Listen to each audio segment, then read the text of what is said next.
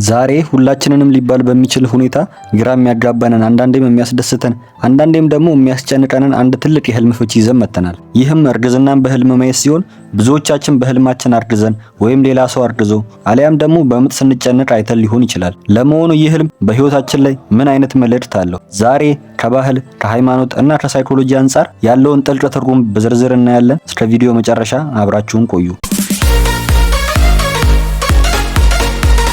በአጠቃላይ እርግዝናን በህልም ማየት በእንጥልጥል ላይ ያለ ሐሳብን ወይንም ደግሞ የሆነ ማሳካት የምንፈልገው ነገር መኖሩን የሚያመላክት የህልም ፍቺ ነው። እንዲሁም ደግሞ አዲስ ነገር መጀመርንም ያሳያል።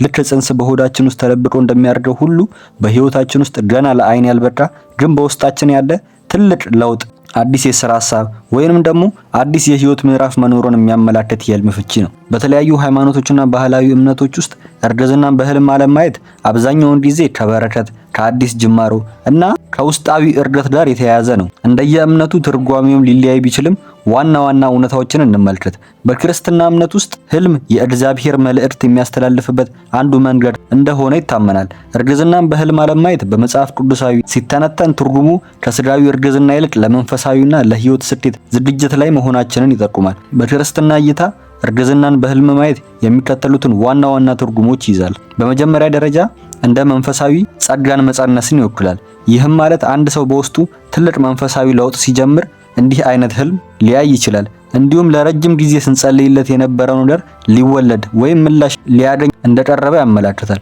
ልክ እንደ ሳራና ኤልሳቤጥ ታሪክ እግዚአብሔር የሰጠውን ተስፋ ሊፈጽም መሆኑን ያመለክታል። እንዲሁም የቃል ኪዳን መያዣ ተደርጎ ይወሰዳል። ልክ እመቤታችን ቅድስት ድንግል ማርያም የጌታን ልጅ ተቀብላ እንደጸነሰች እኛም በጸሎት የጠየቅነውን ነገር ሊፈጽም መሆኑን የሚያመለክትበትም ሁኔታ አለ። በሁለተኛ ደረጃ ደግሞ ከመንፈሳዊ አንጻር የዝግጅትና የትዕግስት ጊዜን ይወክላል። ይህም ማለት እርግዝናን ወዲያውኑ መውለድ እንደማይቻል ሁሉ እግዚአብሔር የሰጠውን ተስፋ ወይም የጀመርነው ስራ ፍሬ ለማፍራት ጊዜ እንደሚወስድና በትዕግስት መጠበቅ እንዳለብን ያመለክታል። በዚህ ጊዜ ውስጥ ራሳችንን በመንፈሳዊ ስራ እንድናንጽ እንድንጸልይና እንድንዘጋጅ መልእክትን ያስተላልፈናል።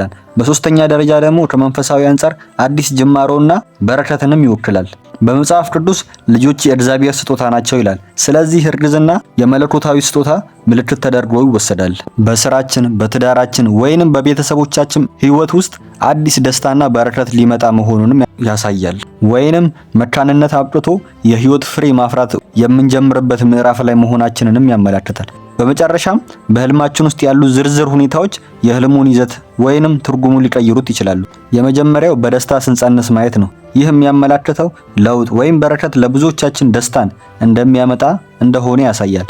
በሌላኛው ደግሞ በጭንቀት ወይም በፍርሃት ስንጸንስ ከተመለከትን ያለብን ኃላፊነት ከባድ እንደሆነብንና ወይም አዲስ ነገር ለመጀመር ፍርሃት እንዳለብን የሚያመለክት የህልም ፍቺ ነው። በሌላኛው ደግሞ ያልተፈለገ እርግዝናን መመልከት ነው። በህልም ዓለም በህይወታችን ውስጥ ያለውን ያልተገባ ኃላፊነት ወይንም ወደፊት ሊመጣ የሚችለውን ከባድ ሸክም የሚያመለክት የህልም ፍቺ ነው። ማለትም ሳንፈልግ አርግዘን በህልም ዓለም ከተመለከተን ማለት ነው። በቀጣይ ደግሞ ውርጃን መመልከት ነው።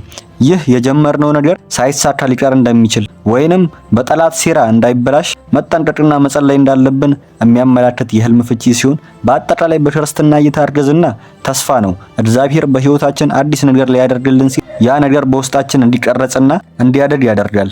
በእስልምና እይታ የህልም ትርጓሜ እርግዝና ሰፋ ያለ ትርጉም አለው። ለሴቶች አንዲት ሴት ራሷን አርግዛ ከተመለከተች ይህ ብዙ ጊዜ የዱንያ ማለትም የዚህ ዓለም ጸጋ፣ ሀብት እና ሲሳይ መጨመርን ያሳያል።